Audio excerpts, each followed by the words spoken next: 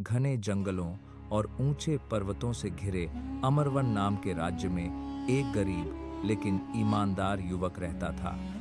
उसका नाम था ईशान। वह अपनी बूढ़ी माँ के साथ एक छोटी सी झोपड़ी में रहता था। जीवन कठिन था, लेकिन उसके संस्कार मजबूत थे।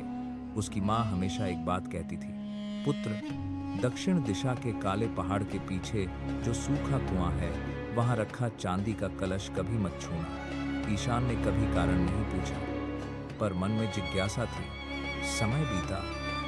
एक दिन माँ गंभीर रूप से बीमार पड़ गई। वैद्य ने कहा, दुर्लभ औषधि चाहिए जो बहुत महंगी है। ईशान निराश था। उसके पास धन नहीं था। तभी उसे माँ की बात याद आई और वह दक्षिण दिशा की ओर चल पड़ा। काले पहाड़ों के पीछे सचमुच एक सूखा टूटा हुआ कुआं था। कुएं के बीचों बीच एक चमकता हुआ चांदी का कलश रखा था। ईशान ने कांपते हाथों से उसे उठाया। अचानक धरती हिलने लगी, हवा तेज हो गई और कलश से धुएं की तरह एक दिव्य आकृति प्रकट हुई। उसने कहा, मैं कलश देवी हूँ।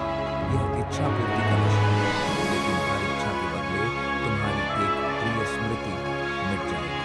ईशान चौंक गया। माँ की बीमारी याद आई और उसने कहा, मेरी माँ स्वस्थ हो जाए। क्षण भर में रोशनी फैली और देवी अदृश्य हो गई। घर लौटते ही उसने देखा, माँ पूरी तरह स्वस्थ थी, लेकिन उसे याद नहीं आ रहा था कि उसके पिता कैसे दिखते थे। उसकी बचपन की एक प्यारी याद मिट चुकी थी। ईशान का दिल बैठ गया। कुछ दिन बाद उसने सोचा, यदि थोड़ा धन मिल जाए तो जीवन आसान हो जाएगा। उसने फिर कलश उठाया। मुझे अपार धन दो। झोपड़ी महल बन गई। सोने चांदी के बर्तन, नौकर चाकर सब उपस्थित। लेकिन इस बार उसे माँ के साथ बिताया एक त्योहार याद नहीं रहा। धीरे धीरे वह समृद्ध तो होता गया, पर उसकी मुस्कान गायब होती गई।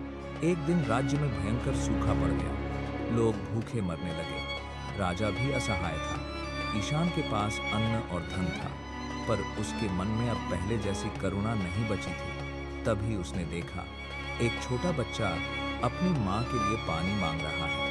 उस दृश्य ने उसके भीतर कुछ जगा दिया। भले यादें कम हो रही थीं, पर दिल पूरी तरह पत्थर नहीं बना था। वह फिर कुएं पर गया। देवी प्रकट हुई। अब क्या चाहिए? ईशान की आंखें नम थीं।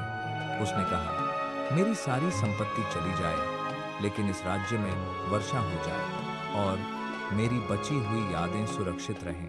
कुछ क्षण सन्नाटा रहा, फिर आसमान में बिजली कड़की, तेज वर्षा हुई, महल गायब, धन गायब। ईशान फिर अपनी साधारण झोपड़ी में था, लेकिन इस बार उसकी सभी स्मृतियां वापस थीं। देवी की अंतिम आवाज गूंजी, जिसने स्वार्थ त्याग दिया, उसकी स्मृतियां और आत्मा दोनों सुरक्षित रहती हैं। राज्य बच गया।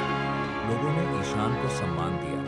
अब वह समझ चुका था, धन जीवन को आसान बना सकता है, लेकिन स्मृतियां और संवेदनाएं ही उसे सुंदर बनाती हैं। ईशान ने फिर कभी उस कलश को नहीं छुआ और अमरवन राज्य में वर्षों तक शांति और संतुलन बना रहा। दोस्तों, याद रखिए, इच्छाएं पूरी हो सकती हैं, लेकिन अगर हम अपने दिल और यादें खो दें, तो हम खुद को खो देते हैं।